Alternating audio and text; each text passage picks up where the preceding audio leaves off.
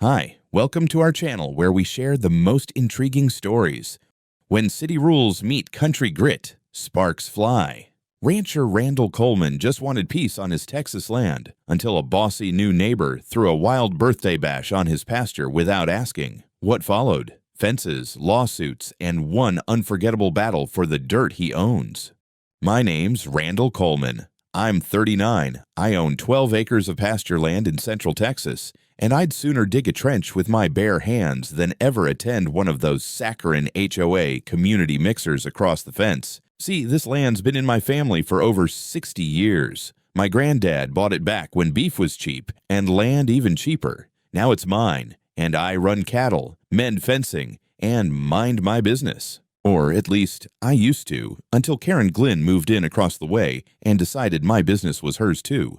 She showed up 3 months ago, all designer yoga pants and shiny white SUV, waving around her self-appointed title of social coordinator for the local HOA like it meant something. First time we met, she walked up to the gate while I was elbow deep in a busted irrigation valve and said, "Hi, we're so excited to have you joining our community." I told her politely that I wasn't in their HOA, had no intention of joining, and my land wasn't part of their subdivision or their bylaws. She blinked like I'd spoken in Morse code, muttered something about non-compliant perimeter aesthetics, and walked off muttering. For a while, I didn't think much of her. Every neighborhood has one, some clipboard warrior obsessed with mulch ratios and mailbox colors. I figured she'd get bored and move on once she realized I wasn't some scared suburbanite desperate for HOA approval. But Karen had staying power. Over the next few weeks, I caught her hovering at the fence line, talking to my cows like she was trying to convince them to vote for her. Once, she even dropped off a friendly guide to lawn appearance standards in my mailbox, which I used as kindling. So, when I loaded up my trailer on a Friday afternoon and headed out to a livestock expo in Austin for the weekend, I didn't think twice about leaving the property unattended. I had my security cameras set, my fences were solid, and my neighbor Bill across the road kept an eye on things. The plan was to be back late Saturday night, grab a beer, and spend Sunday cleaning the barn. Instead, I returned to a crime scene masquerading as a birthday party aftermath. It hit me before I even pulled into the drive. Tire tracks, dozens of them, crisscrossed my front pasture like a battlefield. Deep ruts cut through the soft soil, gouging out entire strips of grass. Someone had left a half-burned citronella candle jammed into the dirt next to the back gate. And just beside the creek runoff, where the pump valve sat a foot above ground, a heavy tire mark ended in a twisted section of pipe. My water line. Busted. I parked the truck and stepped out slowly, my boots sinking into the torn-up earth. There were plastic forks in the dirt, confetti snagged in the barbed wire, and what I can only describe as the mutilated remains of a folding table lying upside down near the fence. The whole place stank of cheap beer, grilled meat, and lawn perfume. Whoever had been here hadn't just visited, they'd set up shop. I walked the perimeter in silence, boots crunching over crushed soda cans and deep tread marks. Then I spotted something that made me stop cold. A balloon, half deflated, caught in the branches of a mesquite tree. It read, in silver script, "Happy 50th Karen." Below it, stuck on a fence post, was a soggy sign written in pink marker, "Overflow, parking this way." My jaw clenched. I marched into the house, pulled up the security footage on my monitor, and hit rewind. Sure enough, at around 11 o'clock Saturday morning, a parade of SUVs, minivans, and sedans rolled up to the side gate. One after another, they pulled into my field like it was the damn state fair. Some even had coolers. Kids ran across the grass. 2 women took selfies near the creek. And there, in the middle of it all, arms outstretched like she was orchestrating a symphony of entitlement, Karen Glynn. She waved the cars in, smiled for pictures, and made absolutely no effort to contact me. She didn't just use my land. She claimed it. That night, I sat at my kitchen table staring out of the window at the ruined pasture, 1,000 thoughts swirling in my head. Anger, sure. Disgust. But mostly a cold, quiet calculation. I still had my old permit on file for fencing the property, hadn't needed it before, but I kept the approval letter in a fireproof box. This land was mine. And if Karen wanted to treat it like public parking, maybe it was time to start charging by the hour. I opened my laptop, pulled up my contractor contact list, and sent out a quote request to 3 local fence crews with the subject line, Urgent perimeter install, livestock pasture, Sunday morning start. Then I pulled out a map, marked off the drive-through paths from the drone footage, and started sketching the perfect layout for a brand new commercial-grade boundary system. I wasn't going to scream. I wasn't going to knock on her door or post angry rants online. I was going to do what every smart rancher does when something threatens his land. I was going to make damn sure it never happened again. The fence crew showed up just after sunrise on Sunday, still rubbing sleep from their eyes as they backed their trailer into the gravel. I'd promised a generous bonus for short notice, and money tends to wake people up faster than coffee. I met them by the cattle gate with black coffee in one hand and a printout in the other, my freshly drawn layout. Steel posts, reinforced corners, chain link mesh with barbed top, and a locking gate at the old side drive. Not decorative, not friendly, functional, commercial grade. The kind of barrier that says, this isn't a park, this is private land and it bites back. We got to work fast. I was digging post holes shoulder to shoulder with the crew, not because I had to, but because I wanted every inch of that perimeter to go in right. The sun beat down early, the soil was soft from yesterday's abuse, and by 9 a.m., we'd driven in a full corner. I could already feel the restoration, not just of the land, but of the boundary Karen had so casually erased. That's when we noticed the first car. A beige minivan, dusty and sun-bleached, still parked in the far corner near the broken water line. It had been hidden by the mesquite clump, overlooked during my furious walk the night before. 10 minutes later, a second one, a silver crossover near the southern fence line. Then a third, some kind of old Lexus with a dented door, parked practically against the eastern gate like it was waiting for valet service. 3 vehicles. Still on my land. The foreman glanced at me. You want us to wait? I shook my head. Not a chance. Build around them. We ran the fence right up to them, leaving a tight loop just wide enough for legal ingress, then installed a padlocked chain at the opening. I didn't touch the cars. I didn't leave notes. I just enclosed the area, marked it private storage, and got on the phone with the sheriff's department to notify them I was initiating commercial land use enforcement under Texas trespass law. The deputy on the line was polite, even amused. So, just to confirm, he asked, you're not towing the vehicles yet? Not unless they sit there for another 24 hours, I replied, but I will be charging for secure holding. He chuckled. Well, you're within your rights, sir.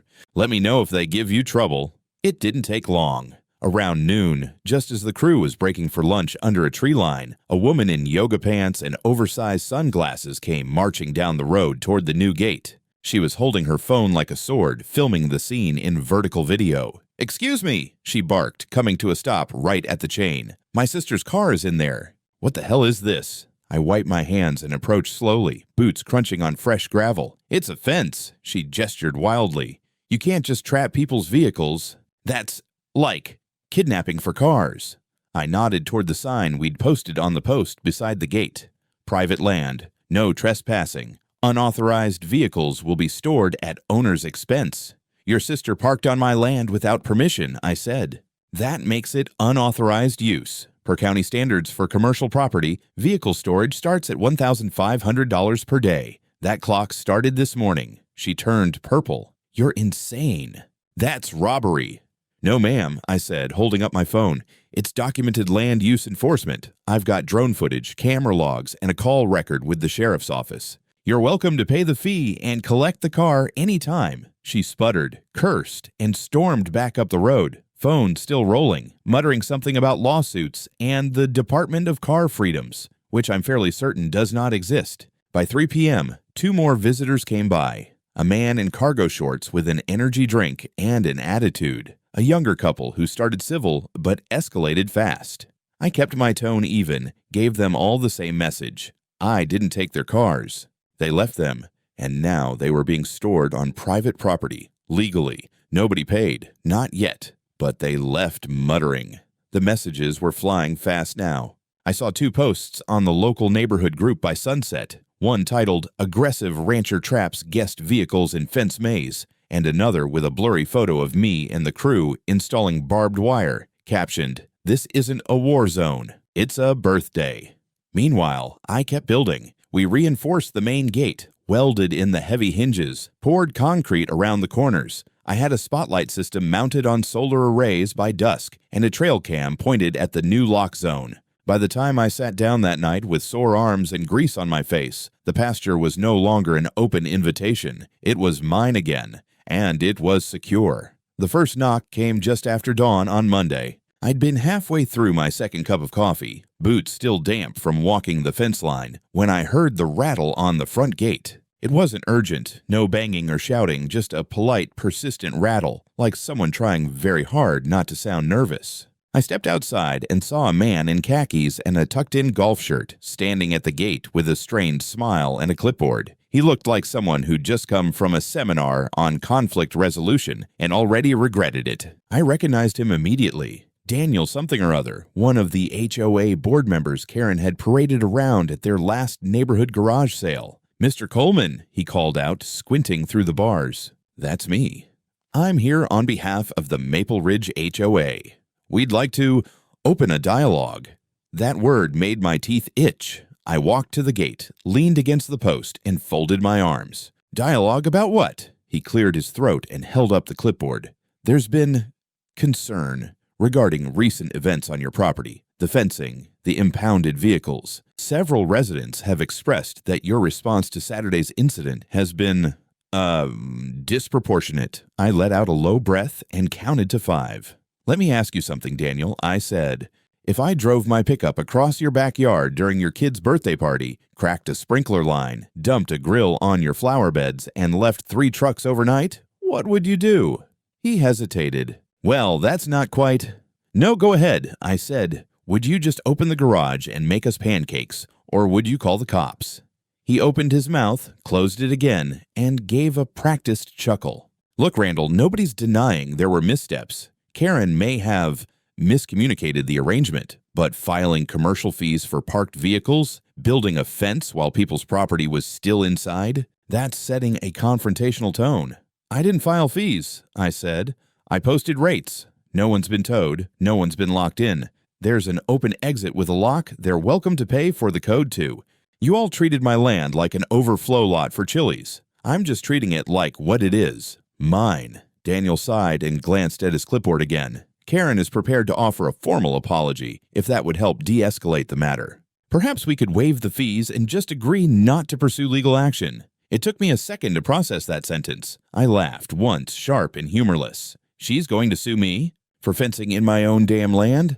"She's retained counsel," he said carefully. "And she intends to argue that the guests were misled by her, unintentionally, and that you acted in bad faith by escalating instead of contacting the board." I didn't answer. I just turned and walked back toward the house. Daniel called after me once, then gave up. An hour later, I got the paperwork. A courier dropped off a manila envelope marked Glynn et al. V. Coleman. Inside was a formal civil complaint filed in county court claiming unlawful detention of private property, emotional distress, and calculated antagonism of neighboring residents. They were asking for damages, an injunction to remove the fence, and, this part made me laugh out loud, a court-ordered mediation. Karen wasn't just doubling down, she was digging in. I called my lawyer, a local pit bull named Hank Bradwell, who'd once sued a city council for stealing his parking spot. He read through the complaint, snorted, and said, "This is the most HOA thing I've seen in 15 years. You've got evidence?" "Oh yeah," I said. "Drone video, witness statements, camera logs, and a broken irrigation line." "Perfect," he said. "We'll respond with a motion to dismiss and counterclaim for trespass, vandalism, and defamation." That afternoon, I started collecting. I printed high-res stills from the drone video, Karen directing traffic like she was managing a valet stand. I had screenshots from social media too. One of her guests posted a picture with the caption, "Karen's Big Day. Look at this killer parking spot," with my cows in the background looking visibly unimpressed. Meanwhile, things around the neighborhood started heating up. The HOA Facebook page exploded with debates. Some residents defended me. "It's private land. She had no right." Others cried about community cohesion and aggressive escalation. Someone even accused me of being a sovereign citizen because I posted a "No Trespassing, Texas Penal Code 3005" sign at the gate. The best part came that evening when a neighbor I barely knew, Martha, 2 doors down from Karen, showed up with a plate of brownies and a USB stick. She handed it to me with a wink and said, "Check the folder marked Karen 50th. It might help." It did. Inside were 32 photos and 5 video clips from the party. One of them showed Karen standing on a lawn chair holding a red Solo cup, shouting, "Park wherever! The cow guy's out of town!" That night, Hank called again. If they want to play stupid games, he said, they're about to win a very expensive prize. Tuesday morning started with a text from my lawyer. They filed for emergency relief. Hearings Thursday. I'll handle it. That's the thing about HOA Karens. They don't just dig a hole. They install floodlights and try to convince the county it's a historical monument. Apparently, Karen had petitioned for a temporary injunction to force me to remove part of the fence and release the vehicles, citing urgent hardship. Her lawyer claimed that at least one guest was suffering severe anxiety because their car had been imprisoned behind a barbed wire barricade. I responded by forwarding Hank another batch of camera footage, including one especially delightful clip of that same anxious guest strolling back onto my property 3 days after the party, trying to open the gate manually and then peeing behind a mesquite bush when he couldn't. Meanwhile, the 3 stranded vehicles remained in their little steel pen, right where they'd been left. I'd posted laminated notices with storage rates and payment instructions. Not one person had even attempted to pay. But what did arrive was a second courier envelope, this time from HOA Council, a formal cease and desist letter accusing me of creating a hostile environment for community residents, erecting a structure without board approval, and inappropriately commercializing residential terrain. I read it while grilling steaks. Let me be clear, my land isn't commercial, but it is zoned ag residential with optional mixed use, meaning I can legally charge for certain services, storage being one of them. The notice claimed I hadn't filed appropriate community coordination forms, which sounded impressive until you realized they were referencing internal HOA policies I'm not subject to, because again, I'm not part of the HOA.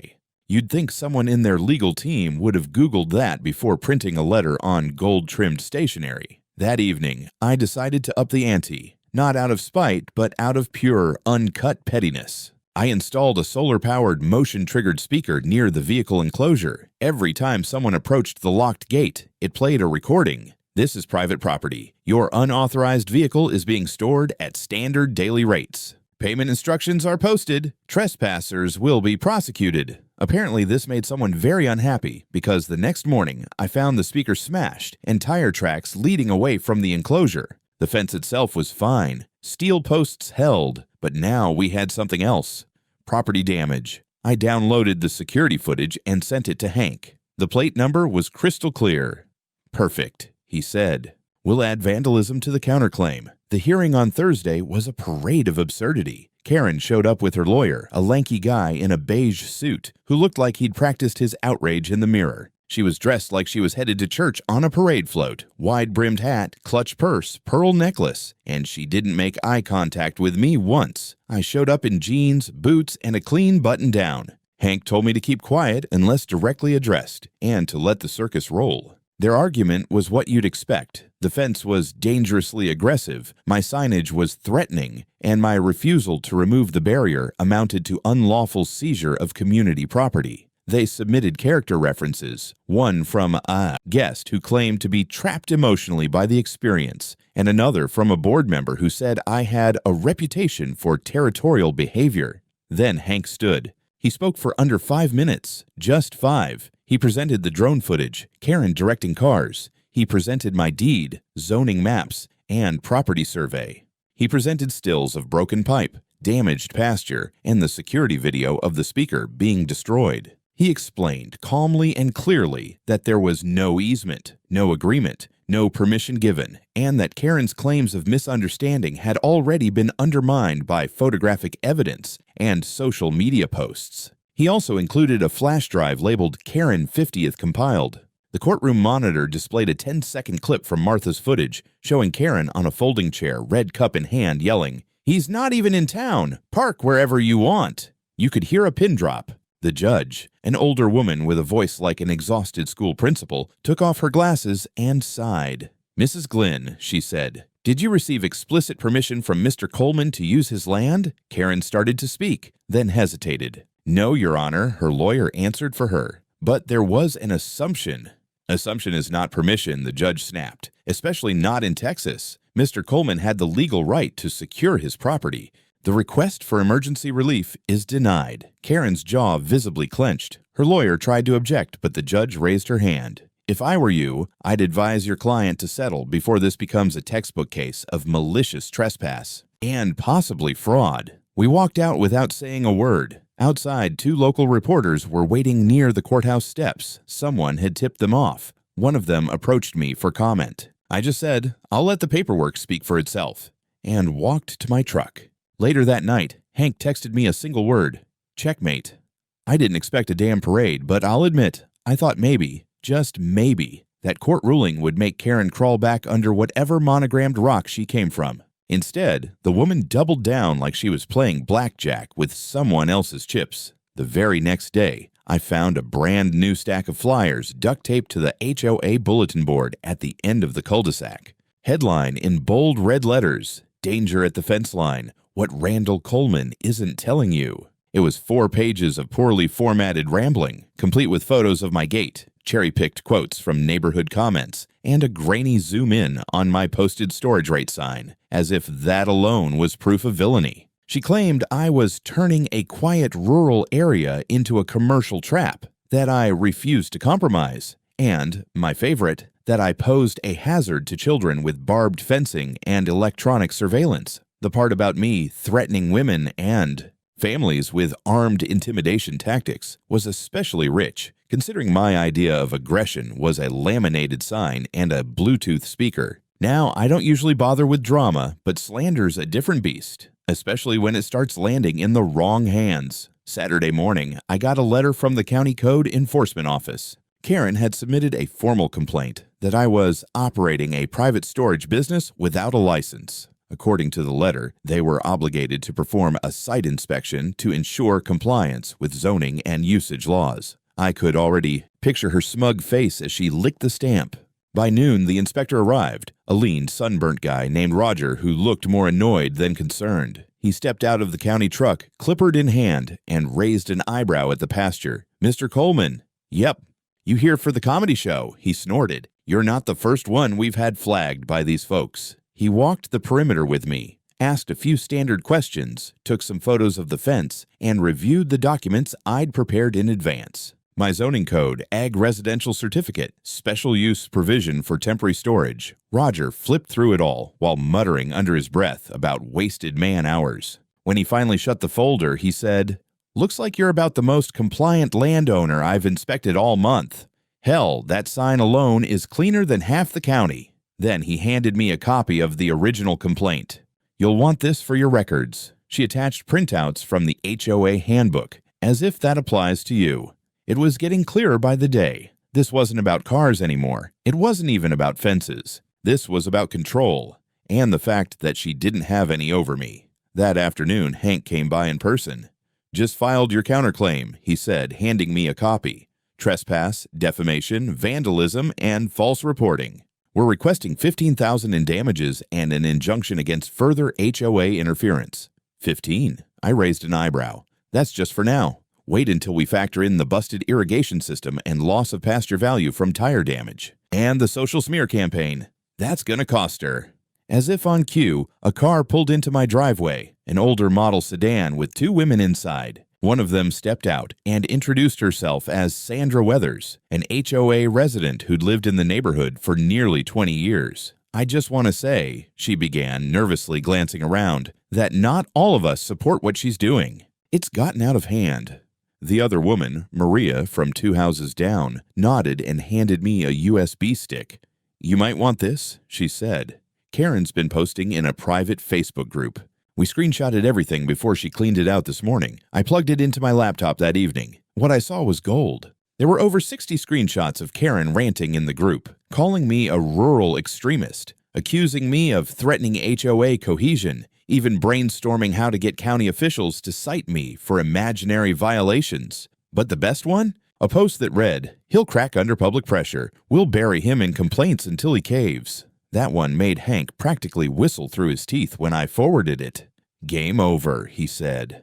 "We'll file for malicious abuse of process next." By the time Monday rolled around, the atmosphere in the neighborhood had shifted. Karen was still trying to rally support, but something had changed. Maybe it was the way half her signs got torn down within hours. Maybe it was how residents stopped replying to her posts. Or maybe it was the fact that word had gotten out, quietly, but steadily, that I wasn't just some cranky rancher. I was the guy who had had enough. And I was fighting back. Tuesday morning started with a knock I didn't expect. 2 officers from the county sheriff's department, one tall and stone-faced, the other looking like he'd rather be anywhere else. They asked for Randall Coleman, and I nodded, coffee mug still in hand. "We're here following up on a report," the tall one said. "Allegation of unlawful impoundment and aggressive behavior involving residents of Maple Ridge." I blinked. "You're serious?" "Afraid so. Ms. Glynn filed a complaint. Says you're detaining private property and making threats." I didn't yell. I didn't roll my eyes. I simply invited them in, offered coffee, and pulled up the footage on my laptop. Full HD, date-stamped video of Karen's guests driving onto my land, parking like it was a festival ground, and Karen herself waving them in like she was staff at the damn state fair. Then the footage of the signs, the open access gate, the payment notices, the non-locking setup that clearly allowed anyone to drive out if they wanted to. The officer with the deadpan face watched it all in silence. When the video ended, he asked just one thing. "Has anyone been physically prevented from retrieving their vehicle?" "Nope," I said. "They just don't want to pay the posted rate." He nodded once, closed the laptop gently, and said, "Okay. As far as I see, this is a civil matter. You're within your rights to secure your property. If they don't want to pay, they can sue." Which, I suppose, they already did. Yup. The other officer sighed, thanked me for my time, and they left. I figured that would be the end of that. But of course, it wasn't. That same evening, someone posted a message in the neighborhood group chat accusing me of intimidating law enforcement with surveillance equipment. Another post said I bragged about getting people arrested. I hadn't even raised my voice. By Wednesday, I had a new visitor, a local reporter from the small-town news outlet, the Travis County Tribune. She introduced herself, said she was doing a piece on the recent court case, and wanted to hear both sides. I agreed, but only under the condition she print the full story. No spin. No edited quotes. We sat on my porch. I explained everything. From the uninvited party, to the damaged irrigation pipe, to the emergency injunction circus show. I showed her the fencing permits, the court ruling, and the screenshots from Karen's now-defunct Facebook group. I even showed her the letter from code enforcement clearing me. She listened, took notes, and nodded. Then she asked a simple question. Why not just let it go? I leaned back in my chair, folded my arms, and said, because if you don't stand your ground, someone like Karen starts thinking it's hers. The article came out Friday. Headline, Private Land, Public Battle, One Rancher's Fight Against HOA Overreach.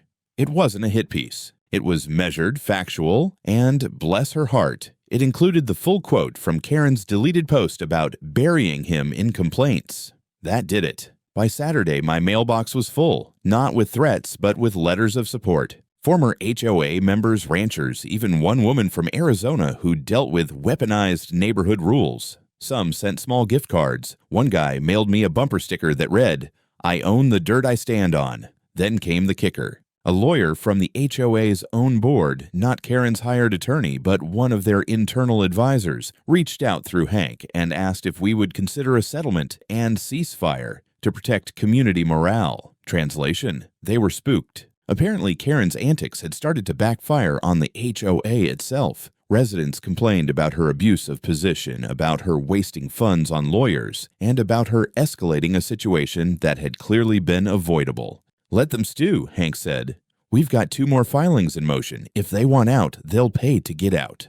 I agreed. That weekend, the last of the 3 cars was finally removed. One guest showed up in person, red-faced and sheepish, paid the posted fee in cash, and apologized. I handed him a receipt, shook his hand, and told him, "Next time, park at the damn church." He laughed. We both did. It was the first genuine laugh I'd had in weeks. But I knew Karen wasn't finished yet. Not by a long shot. By the time Monday rolled around, the HOA board was in full damage control mode. I heard through the grapevine, namely Sandra and a very chatty UPS driver, that a closed-door meeting had been held Sunday night. Apparently, tensions boiled over when one of the board members called Karen's actions legally reckless and asked to see a breakdown of HOA funds spent on legal filings. Karen stormed out of the meeting, allegedly shouting something about ungrateful neighbors and traitors in the ranks.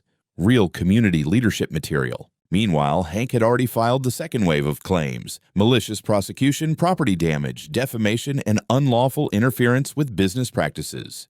We'd also looped in the footage of the speaker being destroyed and the screenshots from Karen's sabotage campaign online. It wasn't just a property dispute anymore, it was a full-blown civil case. But Karen, bless her combative little soul, had one last card to play. On Tuesday afternoon, I received an email from the Texas Department of Transportation. Somehow, Karen had lodged a complaint stating that my new fence restricted emergency vehicle access to the community via the southern perimeter, which, according to her, violated state accessibility codes. She had claimed, once again, that my pasture was a long-standing informal overflow route for community safety. It was utter nonsense, but nonsense with a government seal on it. So I had to spend the next 2 days pulling documentation, satellite imagery from before the neighborhood was even built, fire department correspondence verifying that they never used my land as an access point, and a signed affidavit from the county.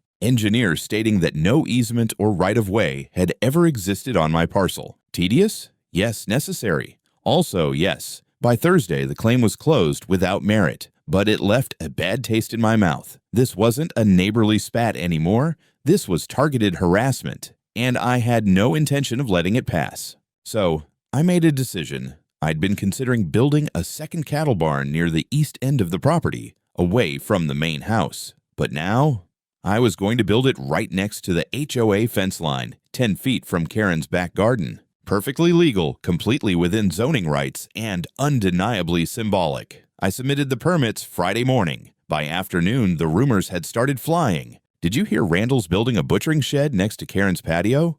Someone said it's a crematorium for bulls. I think he's going to raise peacocks. I didn't say a word. Let the mystery do its job. The cherry on top came Saturday. That's when the HOA president, not Karen, dropped by unannounced. He stood awkwardly at my gate, holding a folded document and looking like he wanted to be anywhere else. "Mind if I come in?" he asked. "I do, actually. But you can talk from there." He coughed, unfolded the paper, and said, "This is a formal request from the HOA board asking for mediation, not legal arbitration, just an off-the-record sit-down. No lawyers, no filings, just a discussion to find closure." "Closure for what?" I asked. "I'm not the one who trespassed, vandalized, or lied under oath." He winced. "Look, Randall, some of us didn't agree with how this was handled. Karen went rogue. She's no longer our spokesperson. We're trying to undo the mess." I took the paper, skimmed it, and said, "I'll think about it." And I did. I sat on the porch that night, cold beer in hand, watching the stars, thinking how far this had come from one damn birthday party. From tire tracks in the pasture to court filings, police visits, and now the HOA board knocking on my door. Karen had poked the wrong bear, and the bear had fencing permits. I didn't agree to the HOA's mediation request right away. I let it sit for a week, unopened on my kitchen counter, while I moved ahead with the construction plans. By the following Monday, the contractor had already marked the ground, and the posts were delivered, tall, black, and unmistakably close to Karen's backyard. I watched from my porch as she peeked through her curtains like a suburban cryptid. She hadn't stepped foot near the property line since the court ruling, and now, with the scent of concrete dust in the air, she seemed to be calculating how much dignity she could afford to lose. By midweek, the barn's skeleton was standing tall and steel gray. Nothing illegal, nothing out of place, just a sturdy, beautifully imposing structure well within my rights to build.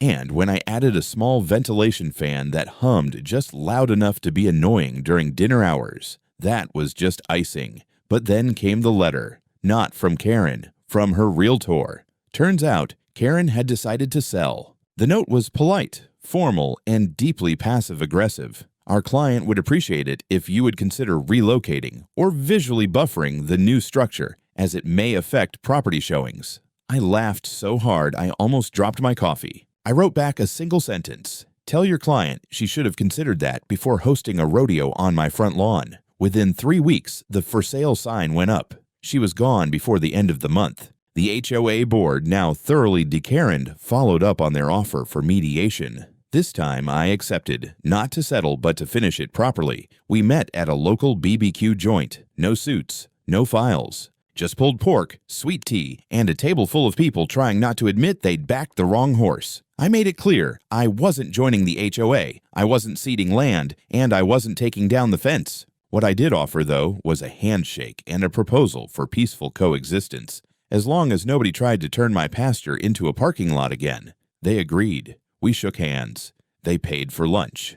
As for the cars, all retrieved, all paid for. Total collected in fees, $11,250. Add in $6,000 from the defamation settlement, plus the HOA covering court costs and the pipe repairs, and I ended up more than compensated. Hell, I even upgraded the gate, custom-made, electronic with motion sensors and a plate that read, Private Cattle Land. Trespassers will be invoiced. Last week, I printed out 24 laminated copies of the final court ruling and walked them door to door through the HOA neighborhood. Not out of spite, just for awareness. People deserve to know the boundaries. Sandra brought over a pecan pie. Maria dropped off a thank you note with a bottle of bourbon. Even the guy who once left a snarky comment about my redneck war zone stopped by and apologized. Now, when I sit on the porch and watch the sun fall behind the fence, I don't feel tension anymore. I feel peace, earned peace, but I also keep the drone charged, just in case someone else forgets who owns the dirt.